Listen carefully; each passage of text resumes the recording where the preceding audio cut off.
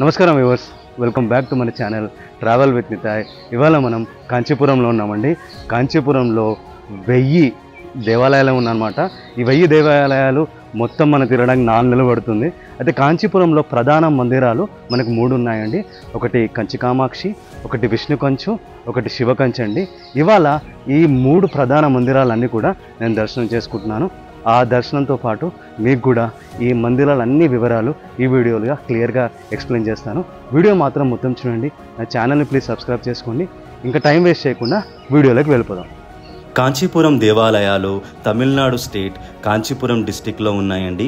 కాంచీపురం ప్రధానంగా హిందూ దేవాలయాలకు చాలా ప్రసిద్ధిగాంచింది. ఇక్కడ పంచభూత క్షేత్రాల్లో ఒకటిగా ప్రసిద్ధిగాంచిన ఏకాంబరేశ్వరుల దేవాలయం, వరదరాజు పెరుమాళ్ ఆలయం, కంచి కామాక్షి దేవాలయం మరియు ఆదిశంకరాచార్యుడు స్థాపించిన కాంచి శంకరామఠం కూడా ఉన్నాయి. ఈ మందిరాలకు ఎంతో గొప్ప చరిత్ర మరియు ఆశ్చర్యపడే రహస్యాలు కలిగి ఉన్నాయండి. ఈ 3 ప్రధాన క్షేత్రాల విశిష్టతలు ఈ వీడియో ద్వారా మీకు నేను అందజేస్తాను. నా ప్రయాణం కూడా మీతో షేర్ చేస్తాను. ఇక ఈ దివ్య శోభాయాత్ర మనం మొదలు పెడదాం. మేము కలియుగ దేవుడైన శ్రీ వెంకటేశ్వర స్వామివారి కళ్యాణంలో పాల్గొని నెక్స్ట్ డే తిరుపతి నుండి కాంచీపురానికి బయలుదేరామండి. తిరుపతి నుండి కాంచీపురం మనకు దాదాపు 120 కిలోమీటర్లు ఉంటుంది. మీరు కారులో వెళ్తే కనుక ఒక 2.5 గంటలలో కాంచీపురానికి చేరుకోవచ్చు.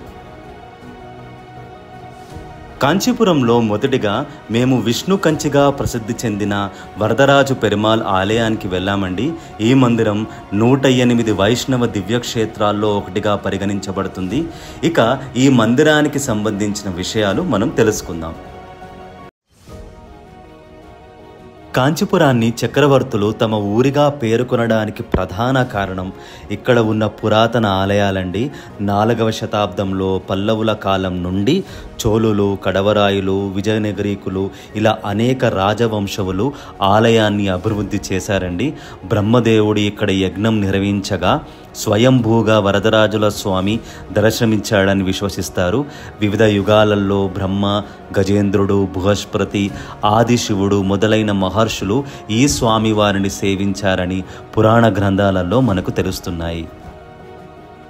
ఇక్కడ ఉన్న శిల్పకళా నిర్మాణం గురించి మాట్లాడితే కనుక ఆలయం అత్యద్భుత స్తంభ మండపాలతో, ఒకే రాయితో చెక్కిన గొలుసులు, స్తంభాలపై రామాయణం, మహాభారత విశేష చిత్రాలు ఉంటాయండి.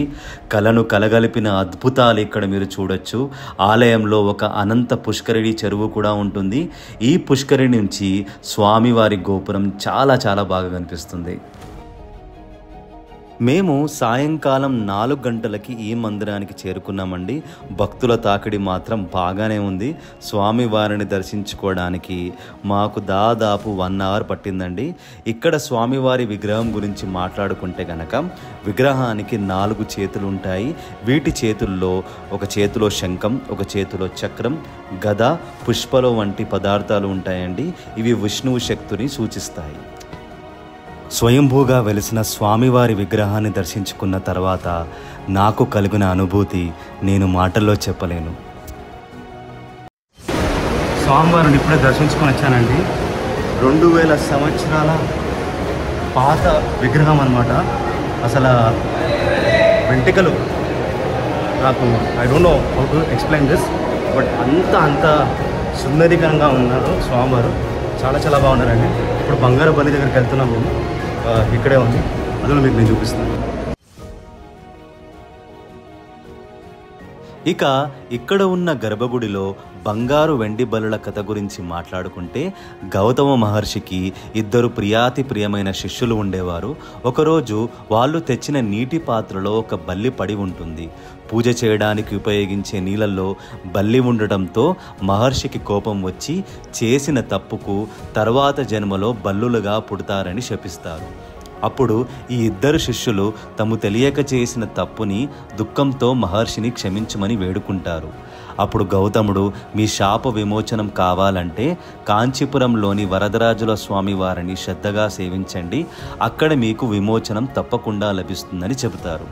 తరువాత శిష్యులు కాంచీపురం వరదరాజుల స్వామివారి ఆలయంలో బల్లులుగా స్థిరపడి అక్కడే రక్షణ కోరుతూ పరమాత్ముని ప్రణాయభక్తితో సేవిస్తారు.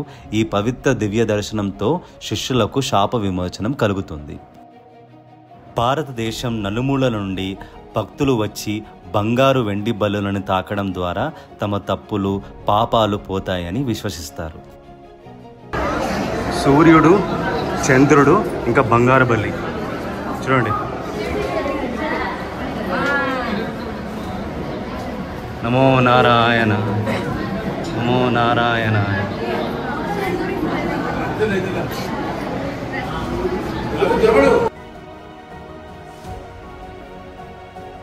ఇక ఈ ఆలయ రహస్యాల గురించి మాట్లాడుకుంటే కనుక ఈ ఆలయంలో ఒక ప్రత్యేకమైన విగ్రహం ఉందండి.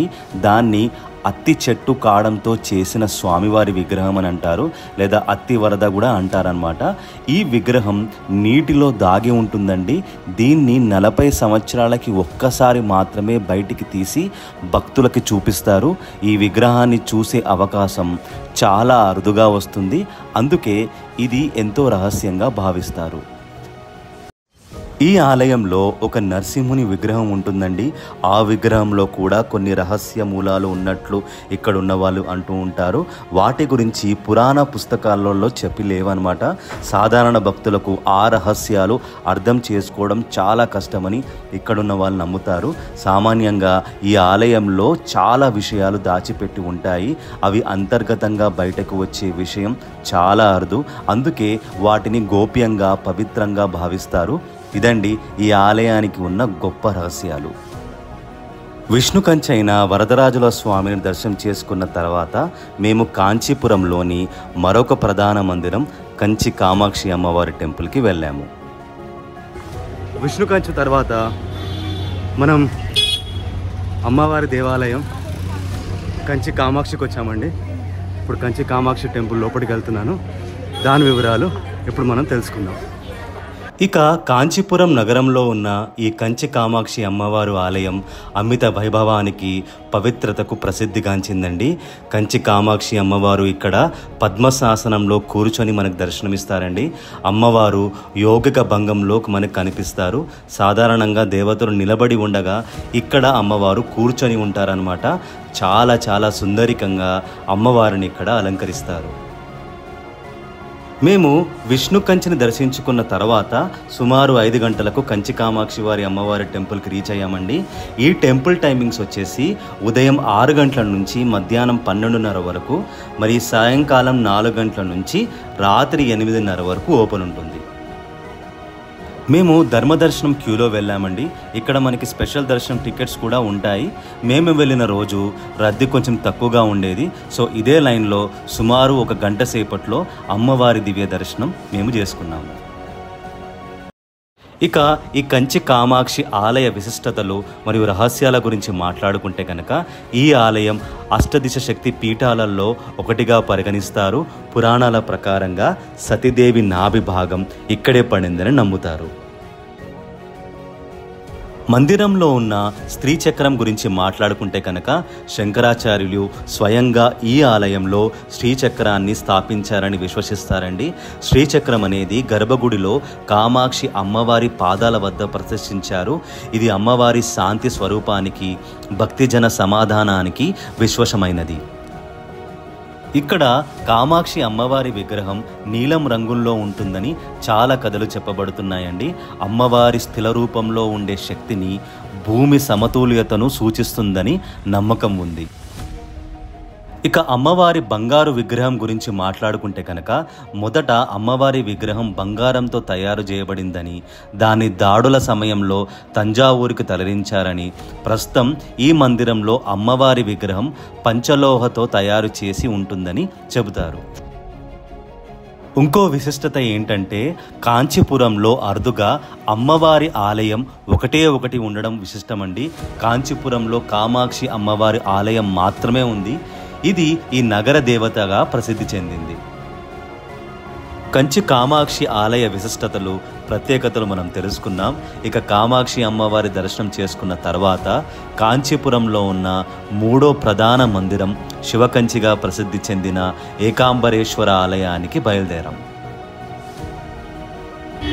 విష్ణు కంచి, కంచి కామాక్షి 2 మందిరాలను దర్శనం చేసుకున్న తర్వాత లాస్ట్ మందిరం మనము శివకంచికి వచ్చామండి. చూడండి, గోపురం ఇక్కడే ఉంది. ఇప్పుడు మనం లోపలికి వెళ్తున్నాం దర్శనానికి. ఇప్పుడు ఈ శివకంచికి సంబంధించిన చరిత్ర, దానికి సంబంధించిన ప్రత్యేకతలు తెలుసుకుందాం. ఈ ఏకాంబరేశ్వర స్వామి ఆలయం కాంచీపురం పట్టణంలో ఉన్న ప్రసిద్ధ శివాలయం అండి. ఇది భారతదేశంలోని పంచభూత సమస్త క్షేత్రాలలో భూమి ప్రతీకగా పూజించే ముఖ్య శివాలయాల్లో ఒకటి. అరుణాచలం ఆలయం పంచభూతాలలో అగ్నిని సూచిస్తుంది.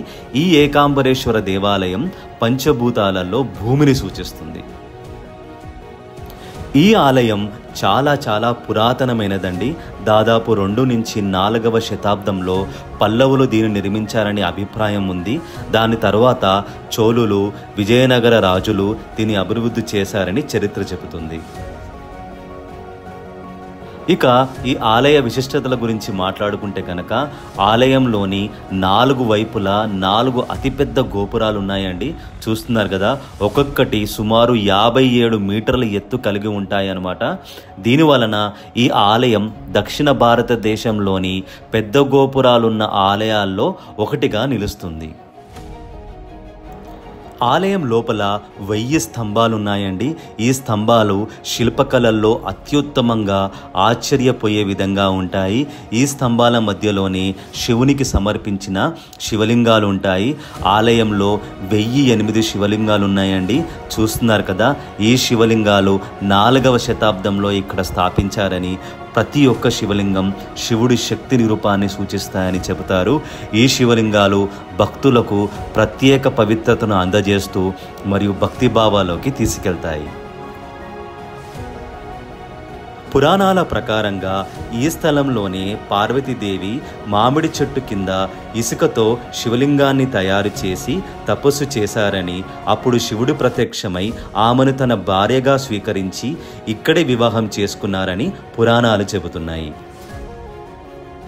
ఈ ఆలయంలోని మామిడి చెట్టు దాదాపు 3500 సంవత్సరాల పాతదని నమ్ముతారు. ఈ చెట్టు 4 విభిన్న రకాల పళ్ళిస్తాయని స్థానికులు విశ్వసిస్తారండి. సంతాన సాధనం కావాలనుకునే దంపతులు ఈ పళ్ళను సేవిస్తే సంతానం కలుగుతుందని భక్తులు నమ్ముతారు. ఈ కాంచీపురంలోని ప్రధాన మందిరాలన్నీ కూడా మనం దర్శించుకున్నామండి. దీనికి సంబంధించిన చరిత్ర, విశిష్టతలు, ప్రత్యేకతలు మరియు రహస్యాలు కూడా తెలుసుకున్నాము. ఈ వీడియో చూస్తున్న ప్రతి భక్తుడికి ఈ కాంచీపురంలోని ఈ 3 దివ్యక్షేత్రాల దర్శనాలు కలగాలని నేను దేవుణ్ణి కోరుకుంటాను. దట్స్ ఇట్ అండి. Thank you so much for watching my entire video. మనం విష్ణు కంచి, కంచి కామాక్షి, శివకంచి ఈ 3 ప్రధాన మందిరాలని దర్శనం చేసుకున్నాము. ఐ హోప్ నేను అన్ని వివరాలు మీకు ఈ వీడియోలో ఇచ్చాను అనుకుంటున్నాను. వీడియో మొత్తం నచ్చితే కనుక ప్లీజ్ లైక్ బటన్ క్లిక్ చేసి నా ఛానల్ని సబ్స్క్రైబ్ చేసుకోండి. Thank you so much for watching my video again. Signing off from travel with Nitai.